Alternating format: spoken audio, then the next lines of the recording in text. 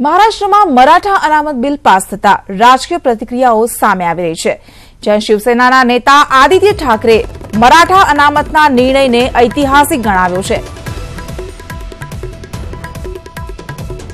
જસદણ પેટા ચૂંટણીની તૈયારીઓ ચાલી રહી છે. કોળી નેતા અવચર નાકિયાને પ્રબળ દાવેદાર માનવામાં આવી રહ્યા છે. આજે જાહેર થઈ શકે છે કોંગ્રેસના ઉમેદવાર.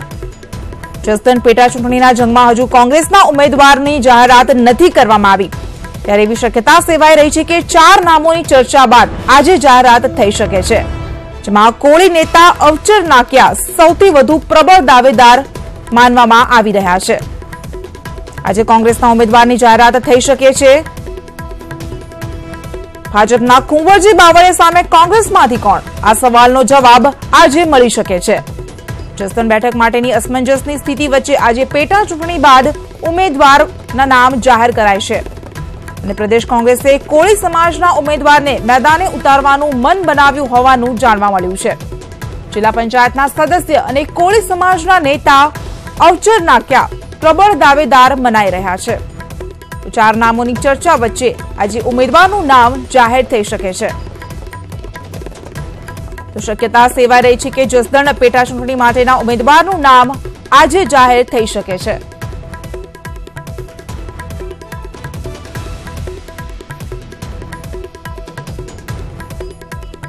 કોંગ્રેસમાંથી કોળી સમાજના નેતા અવચર નાકિયા પ્રબળ દાવેદાર મનાઈ રહ્યા છે, પરંતુ તેમના નામને લઈને હજી વિધિવત જાહેરાત નથી કરાઈ.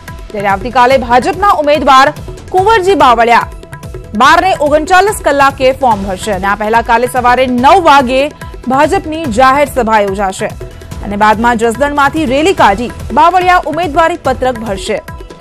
જસદણમાં કુંવરજી અને ભાજપ પોતાની તાકાત બતાવવા માટે શક્તિ પ્રદર્શન પણ કરશે.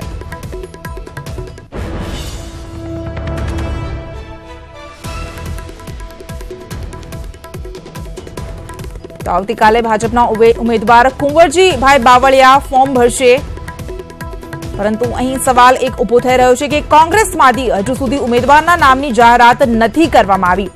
ત્યારે તેવી શક્યતા સેવાઈ રહી છે કે કોંગ્રેસમાંથી આજે ઉમેદવારની નામની જાહેરાત થઈ શકે છે.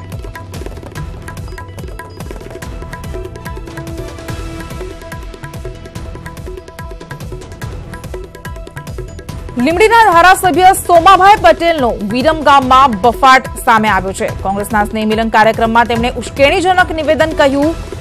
તેમણે કહ્યું કે જસદણની પેટા ચૂંટણી જીતવા માટે જો જરૂર પડે તો ધોકાવાળી પણ કરજો.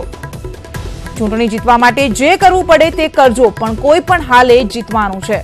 ભાજપ કંઈક ને કંઈક અટકચાળો જરૂર કરશે, પરંતુ તમે ડરતા નહીં. વિરમગામના કાર્યકરોને જસદણ આવવા માટે પણ તેમણે અનુરોધ કર્યો.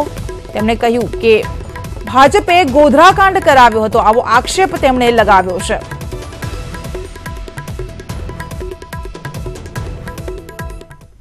વિરમગામનું ખમીર છે અને વિરમગામનું ખમીર ત્યાં બતાવવાનું છે.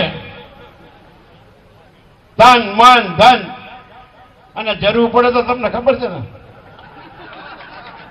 કારણ કે આ ગામ ધોકાપંથી છે, મને ખબર છે. આપણે એમનાથી બીવાનું નથી. એમની સરકાર છે ને કદાચ કઈ કરે અટક ચાલો તો તમે પાછા ના પડતા, હું બેઠો જ તમારી વાંહે.